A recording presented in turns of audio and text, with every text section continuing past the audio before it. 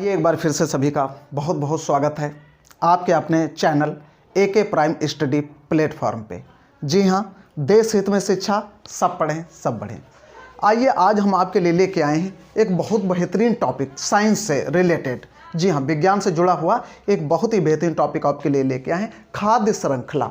जी हाँ, बच्चे बहुत कंफ्यूज होते हैं कि खाद्य श्रृंखला क्या होती है और पोषी स्तर क्या होता है। इन चीज़ों में बच्चे बहुत कंफ्यूज होते हैं। तो आज की क्लास बहुत बेहतरीन होने वाली है, आप तुरंत हमसे जुड़ जाइए। और क्लास शुरू करने से पहले आपसे एक निवेदन कि चैनल को सब्सक्राइब जरूर करें और ज़्यादा से ज़्यादा लोगों को शेयर करें ताकि वो भी सब्सक्राइब कर सकें और हमसे जुड़ सकें। तो आइए ज़्यादा बात न करते हुए क्लास को शुरू करते हैं। चलिए, सबसे पहले मैं आपको बताऊंगा विज्ञान हमारा पर्यावरण, खाद्य श्रृंखला। जी हाँ, पर्यावरण बहुत जरूरी है, पर्यावरण को बनाए रखना जरूरी है, सही दिशा में काम करना जरूरी है। तो उसी के बारे में हम आपके लिए लेके आए हैं विज्ञान से रिलेटेड क्वेश्चन, खाद्य श्रृंखला। इसको पोषी स्तर भी कहते हैं। पोषी स्तर क्या होता है, खाद्य श्रृंखला क्या होती है, बच्चे बहुत कंफ्यूज होते हैं। तो चलिए हम आपको बताते हैं। सबसे पहले एक चार्ट बना के हमने रखा हुआ है यहाँ पे, केवल आपको समझाना है और कोशिश करेंगे कि बेहतर समझाएं और आप बेहतर समझ सकें। तो चलिए शुरू करते हैं। देखिए, हम यहाँ से पहले बात करेंगे पहला पोषी स्तर क्या होता है। पहला पोषी स्तर, जी हाँ, पहला पोषी स्तर होता है स्वपोषी। स्वपोषी का मतलब हरे पौधे, हरे पौधे।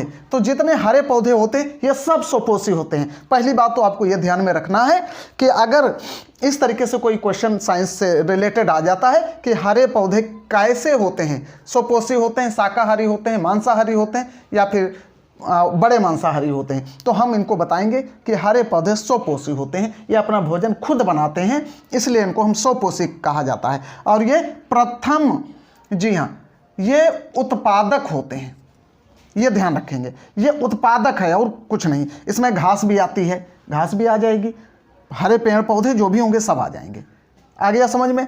इनको हम स्वपोषी कहते हैं, ये हरे पौधे होते हैं और ये उत्पादक होते हैं। ठीक, ये उत्पादन करते हैं, उत्पादक का काम करते हैं, इसलिए इनको हम पहला पोषी स्तर मानते हैं। आ गया समझ में। ठीक, अब चलते हैं, इसके आगे चलेंगे, ये ध्यान रखिएगा। इसके आगे आता है दूसरा पोषी स्तर। ये दूसरा पोषी स्तर क्या है, इसमें जितने भी शाकाहारी जीव जंतु होते हैं वो सब दूसरा पोषी स्तर होता है उसके अंतर्गत आते हैं। ये आप ध्यान में रखिएगा, जितने भी शाकाहारी जीव जंतु होंगे वो सब दूसरे नंबर पे जो पोषी स्तर होता है उसमें आएंगे। और इसमें ये एग्जाम्पल के तौर पे हमने लिखा है टिड्डा।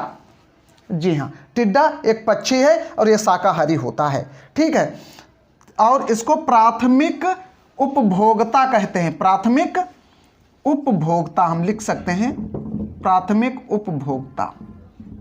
आ गया समझ में। ये प्राथमिक उपभोक्ता होते हैं, कहने का मतलब ये जो हरे पौधे होते हैं इनको टिड्डा खाता है, इनको टिड्डा खाता है, इसलिए ये प्राथमिक उपभोक्ता हो गए। हरे घास पेड़ पौधे उगे और उनको टिड्डे ने खा लिया तो ये प्राथमिक उपभोक्ता हो गया। समझ में आ गया। जितने भी शाकाहारी जीव जंतु होंगे ये सब प्राथमिक उपभोक्ता के अंतर्गत आते हैं। ठीक, उसके बाद तीसरे नंबर पे आता है तीसरा पोषी स्तर क्या होता है, ये होते हैं छोटे मांसाहारी। छोटे मांसाहारी जितने भी जीव जंतु होंगे, जितने भी जीव जंतु होंगे छोटे मांसाहारी, वो सब तीसरे पोषी स्तर पे आते हैं। ठीक है, और इनको हम द्वितीय उपभोक्ता कहते हैं, इनको हम द्वितीय उपभोक्ता कहते हैं। ठीक है, क्यों कहते हैं, क्योंकि अब यहां से हम समझेंगे, यहां से समझ लीजिए। जैसे हरे पौधे को किसने खाया, टिड्डे ने खा लिया। टिड्डे को किसने खाया, मेढक ने, तो मेढक हो गया द्वितीय उपभोक्ता। प्रथम उपभोक्ता टिड्डा, द्वितीय उपभोक्ता मेढक। ठीक, समझ में आ गया आपको। आते हैं चौथे नंबर पे, चौथा पोषी स्तर। चौथा पोषी स्तर क्या होता है, चौथे पोषी स्तर नंबर पे वो चीजें आती हैं जो बड़े मांसाहारी होते हैं। आया समझ में। बड़े मांसाहारी जैसे हम बाघ कह सकते हैं, शेर कह सकते हैं, ठीक है, या फिर बड़े जीव जंतु जो होते हैं वो बड़े मांसाहारी कहलाते हैं, जो मांसाहारी होते हैं। इसमें सांप भी आता है। आ गया समझ में। इसको कहते हैं तृतीय उपभोक्ता। इसको क्या कहेंगे, तृतीय उपभोक्ता। क्यों, क्योंकि ये मेढक को खाता है। आ गया समझ में, इसलिए इसको हम तृतीय उपभोक्ता कहते हैं। तो आप बेहतर समझ सकते हैं, ऐसे भी समझ सकते हैं कि जो स्वपोषी होते हैं उनको उत्पादक कहते हैं, जो शाकाहारी जीव जंतु होते हैं उनको प्राथमिक उपभोक्ता कहते हैं, जो छोटे मांसाहारी जीव जंतु होते हैं उनको द्वितीय उपभोक्ता कहते हैं, और जो बड़े मांसाहारी होते हैं उनको हम तृतीय उपभोक्ता कहते हैं। और इधर आप समझ लीजिए, जो स्वपोषी होते हैं उनको पहला पोषी स्तर कहते हैं, जो शाकाहारी होते हैं उनको दूसरा पोषी स्तर कहते हैं, जो छोटे मांसाहारी होते हैं उनको तीसरा पोषी स्तर कहते हैं या तृतीय पोषी स्तर कहते हैं। ठीक है, बड़े मांसाहारी जितने भी जीव जंतु होते हैं उनको चौथा पोषी स्तर कहा जाता है। तो ये समझ में आ गया होगा आपके। स्क्रीनशॉट ले लीजिए, कई बार इसको वीडियो देखिए, कई बार देखिए और समझने का प्रयास करिए। अगर फिर भी नहीं समझ में आता है तो हम आपको बताने का प्रयास दोबारा फिर से कर सकते हैं, लेकिन उसके लिए आपको चैनल सब्सक्राइब करना पड़ेगा ताकि आप कमेंट कर सकें और हमसे जुड़ सकें। तो ये विज्ञान का एक बहुत ही बेहतरीन चैप्टर था हमारा पर्यावरण, उसमें खाद्य श्रृंखला की बात की हमने।